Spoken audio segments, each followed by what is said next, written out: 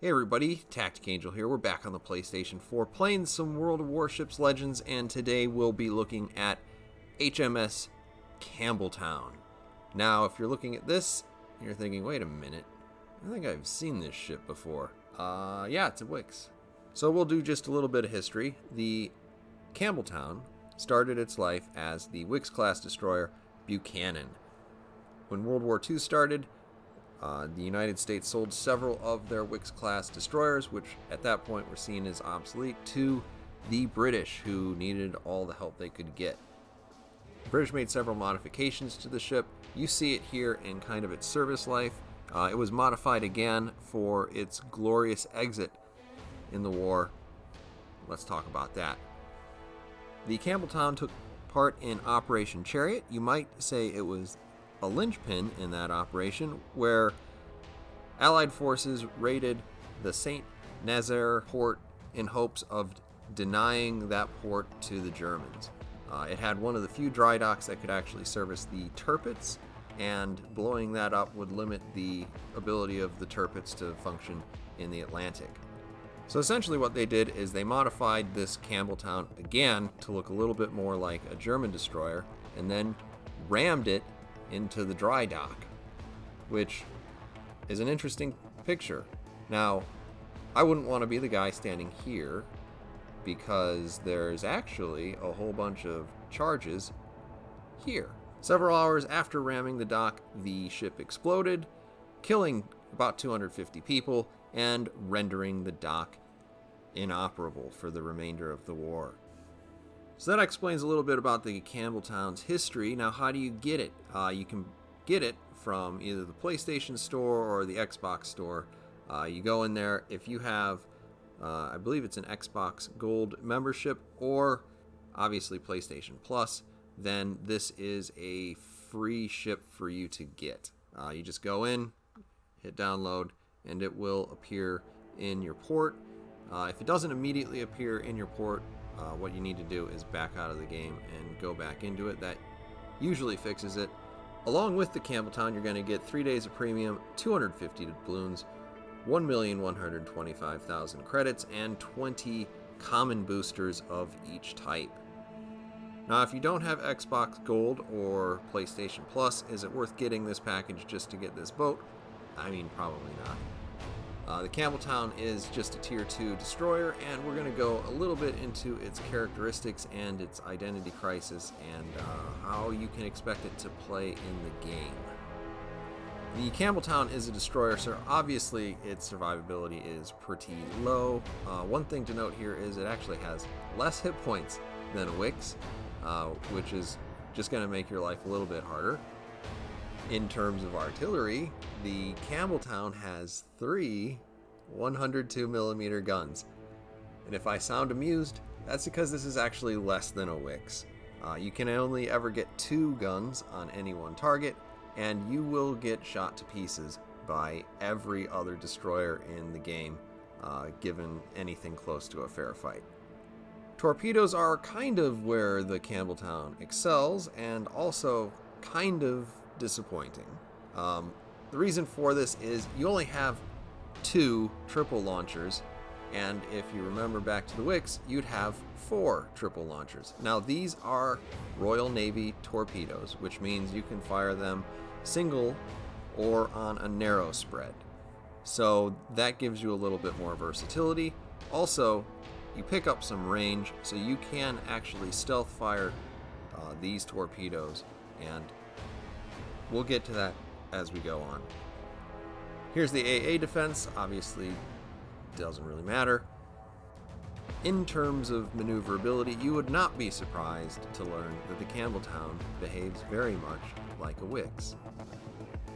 But as we move on to concealment, you can see you can be really sneaky with a Campbeltown. You start with about 5.4 kilometers worth of sea detectability range. I've obviously got that down to 5 kilometers. That gives you at least 2 kilometers, maybe as much as 2.5, or maybe even a little bit further, depending on your commander, worth of stealth torpedo launching potential.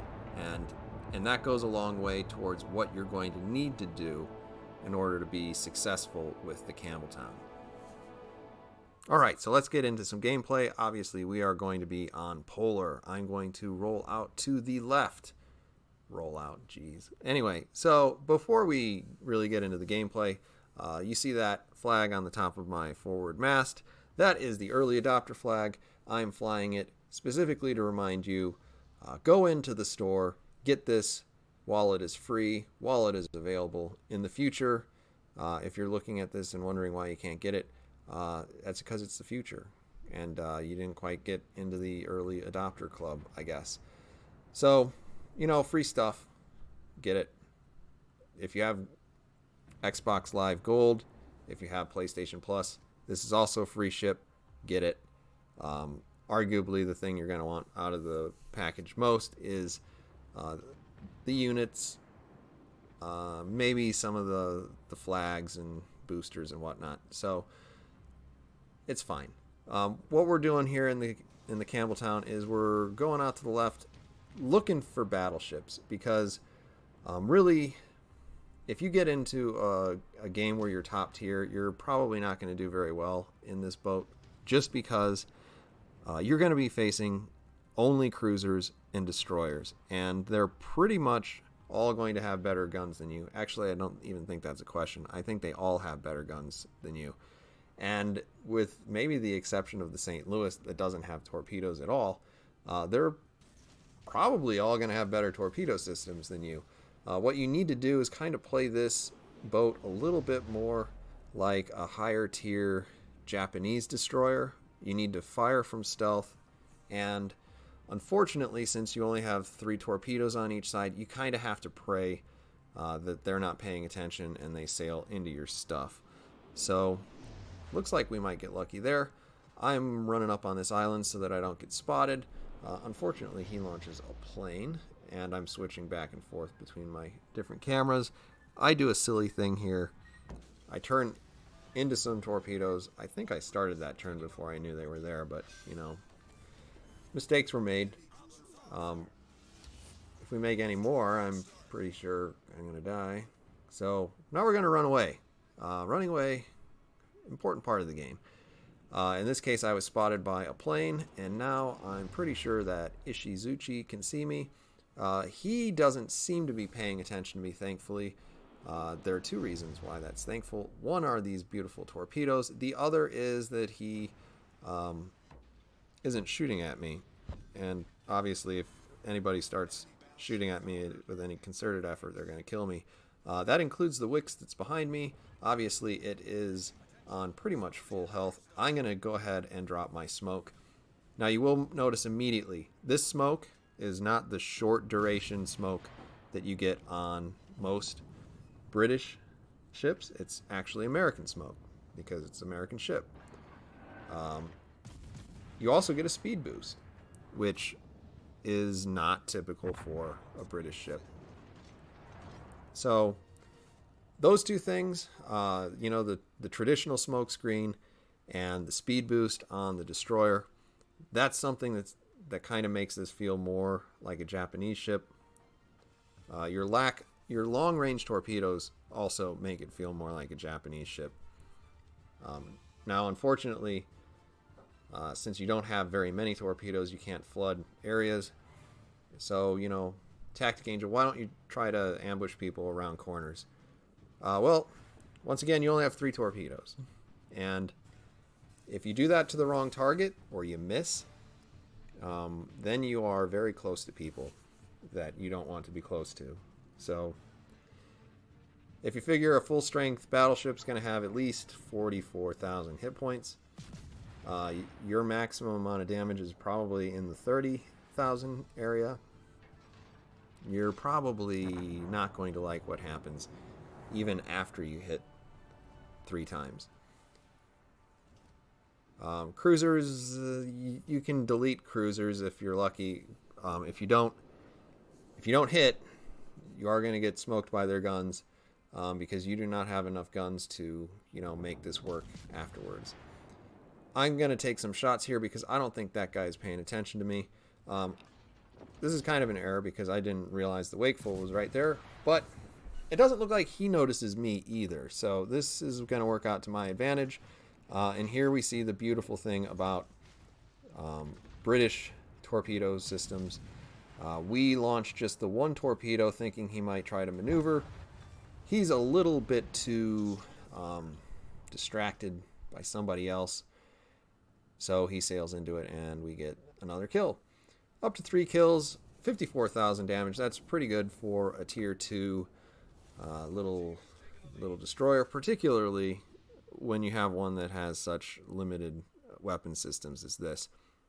This is going to speed up a little bit because, I mean, the game's pretty well over for me. I'm just going up here to see if I can't contribute to this guy's death.